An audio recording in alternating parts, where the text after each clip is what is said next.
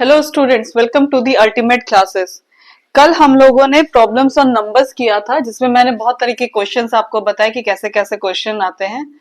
आज हम लोग उसी का एक और पार्ट प्रॉब्लम्स ऑन एजेस देखते हैं, जो कि हम लोग क्वेश्चंस आते रहते हैं और हम लोग इसको बनाते रहते हैं। जैसे इसमें प्रॉब्लम्स पूछे जाते हैं कि रमेश एक्स ईयर्स का है और उसके फादर वाई ईयर्स के हैं, और दोनों के एज का डिफरेंस क्या है, और वैसे हम लोगों को एज निकालना होता है उनका। तो आइए हम लोग क्वेश्चन सॉल्व करते हैं, तब आपको पता चलेगा कि इससे कैसे क्वेश्चन आते हैं।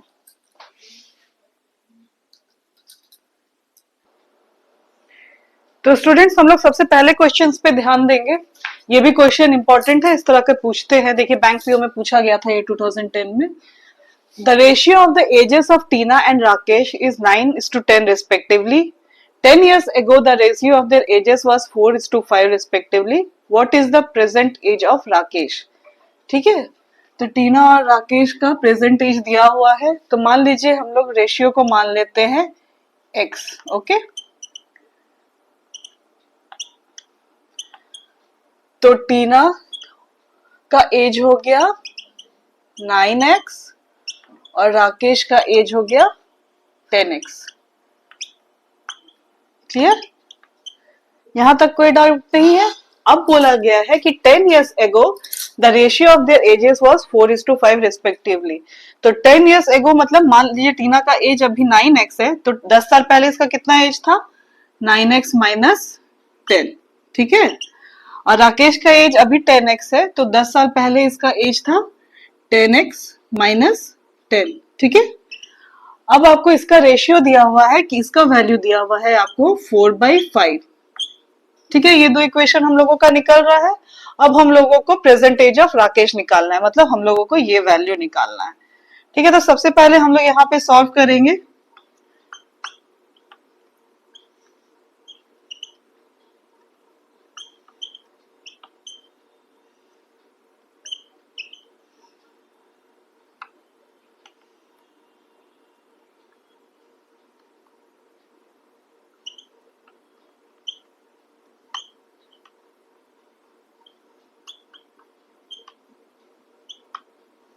ठीक है, x का वैल्यू क्या निकला? 2, और राकेश का तो प्रेजेंट एज कितना हो जाएगा? 10 into 2, that is 20 years. Clear कैसे निकला? बहुत ही सिंपल क्वेश्चन था।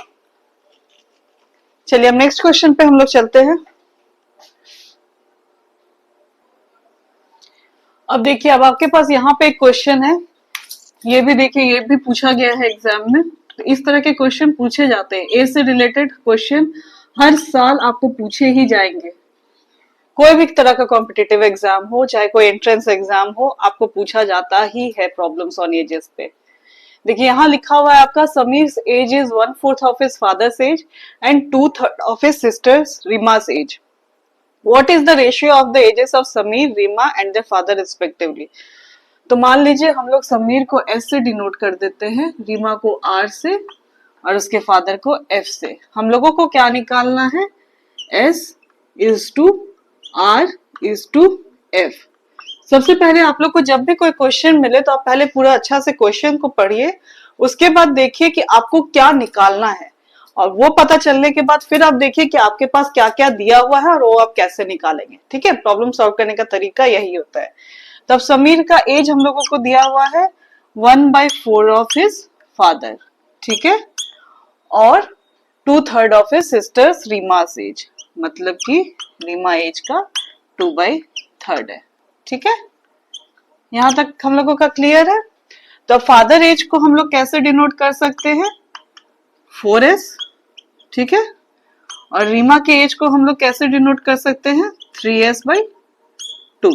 देखिएगा, आप लोग को पता चलेगा ये क्वेश्चन कितना ही सिंपल था। ये है।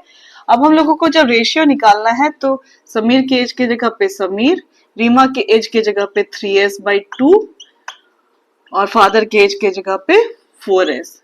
ठीक है, यहां तक क्लियर? तो अब क्या हो गया? ये रेशियो निकल रहा है 1:3/2:4। क्लियर है?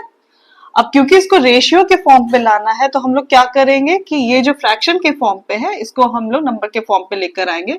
तो अगर हम लोग तीनों को 2 से मल्टीप्लाई करते हैं तो क्या हो जाता है हम लोग का 2:3:8।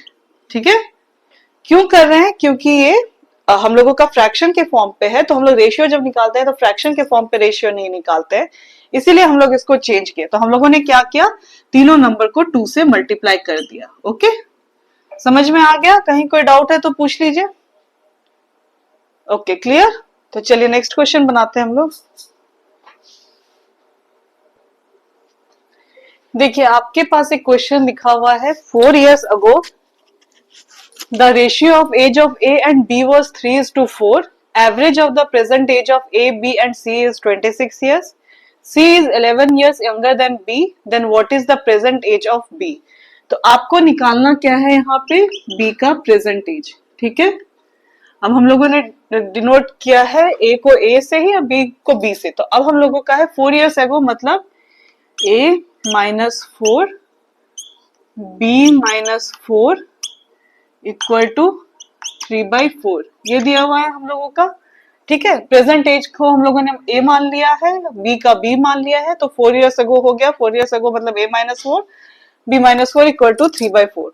दूसरा इक्वेशन आपको क्या दिया हुआ है, average of the present age of A, B and C is 26 years, मतलब कि A plus B plus C by 3 equal to 26 years। तो A plus B plus C कितना हो गया, 78। क्लियर? और तीसरा आपको क्या दिया हुआ है, C is 11 years younger than B, मतलब B -11 इक्वल टू C। ठीक है, क्योंकि C क्या है, 11 साल छोटा है B से, तो हम लोग यहाँ पे C के जगह पे B का वैल्यू निकालेंगे।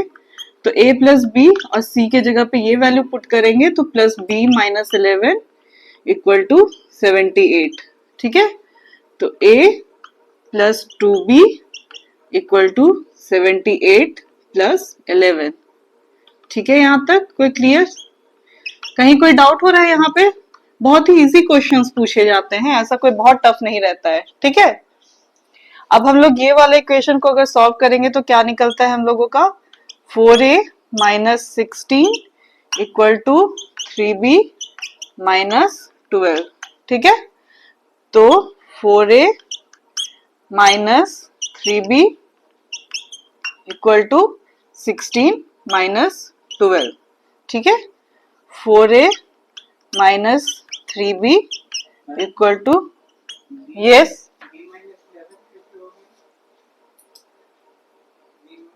B -11 इसलिए हुआ क्योंकि हम लोगों को यहाँ दिया हुआ है कि C is 11 years younger than B, तो इसका मतलब हुआ कि C हमेशा B से 11 साल छोटा रहेगा, प्रेजेंटली भी। ओके,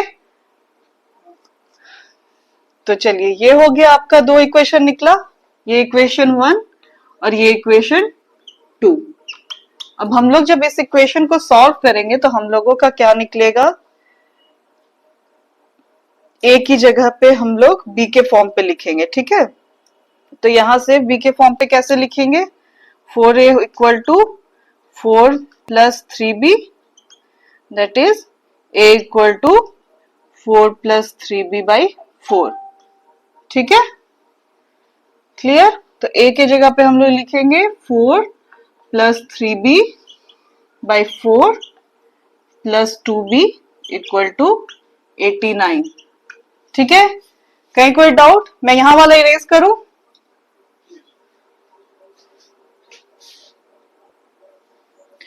तो देखिए हम लोगों का यहां तक निकला 4 plus 3B by 4 plus 2B equal to 89। अब हम लोग ये वाले इक्वेशन को सॉल्व करेंगे, 4 प्लस 3B प्लस 8B। देखिए ये मैंने क्या किया है ये मैं बता देती हूँ। यहाँ पे एलसीएम लिया 4 plus 3B plus 8B equal to 89। ठीक है, अब इसके बाद आप लोग यहाँ आइए, तो 4 plus 3B plus 8B equal to 89 into 4 356, और हम लोगों ने सिंपल कैलकुलेशन किया है तो B का वैल्यू निकला है 32। ठीक है, कहीं कोई प्रॉब्लम? तो आपको यही निकालना था कि B का एज क्या है, तो B का एज हम लोगों को निकल गया है 32। ठीक है, चलिए अब नेक्स्ट क्वेश्चन पे चलते हैं। तो चलिए आपके पास क्वेश्चन है, Renu's age after 6 years will be 3/7 of her father's age. 10 years ago the ratio of their ages was 1:5. What is Renu's father's present age? तो ठीक है, तो हम लोग रीनू को आर डिनोट कर देते हैं और उसके फादर को एफ से। ठीक है, प्रेजेंट एज है रीनू का आर और फादर का एफ। अब हम लोगों को क्या निकालना है, यहाँ पे फादर्स एज निकालना है। ठीक है, कोई प्रॉब्लम नहीं है। तो यहाँ पे दिया रखा हुआ है सबसे पहले आपका रीनूज एज आफ्टर 6 years, मतलब R plus 6 is equal to 3/7 of our father's age, मतलब 3/7 ऑफ अर फादर्स एज, 6 साल बाद। ठीक है, ये पहला इक्वेशन आपका दिया हुआ है। और दूसरा इक्वेशन आपका दिया हुआ है 10 years ago the ratio of their edges was 1:5। 10 years ago मतलब कि R minus 10 by F minus 10 was 1:5। ठीक है, 10 साल पहले का ये क्वेश्चन है। तो अब हम लोग पहले इसको सॉल्व करते हैं। क्या निकलता है, 5R minus 50 equal to F minus 10।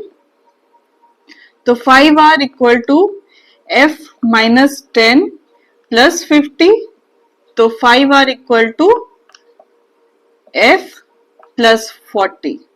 तो R का निकल गया हम लोगों का वैल्यू F प्लस 40/5। ठीक है, क्लियर कैसे निकला? अब हम लोग R की जगह पे ये वाला वैल्यू पुट करेंगे। ये वैल्यू क्यों पुट कर रहे हैं, क्योंकि हम लोगों को फादर का एज निकालना है। ठीक है, तो अब हम लोग यहाँ पे लिखेंगे F plus 40/5 plus 6 equal to 3/7 F plus 6। ठीक है, अब जब हम लोग इसको सॉल्व करेंगे तो F plus 40 plus 30/5 equal to 3F plus 18/7। ठीक है, इसका मतलब हो गया F plus 70/5 equal to 3F plus 18/7। ठीक है, तो ये हम लोग लिखेंगे 7F plus 490 equal to 15F plus 90। ठीक है, समझ में आया यहाँ तक? तो इसको फिर हम लोग जब सॉल्व करेंगे आगे तो ये निकलेगा 490 minus 19 equal to 15F minus 7F। ठीक है, तो 8F इक्वल टू 400। तो फादर का एज कितना निकल गया हम लोग का, 400 divided by 8 that is equal to 50। ठीक है, फादर का एज क्या निकला हम लोगों का, 50। ठीक है,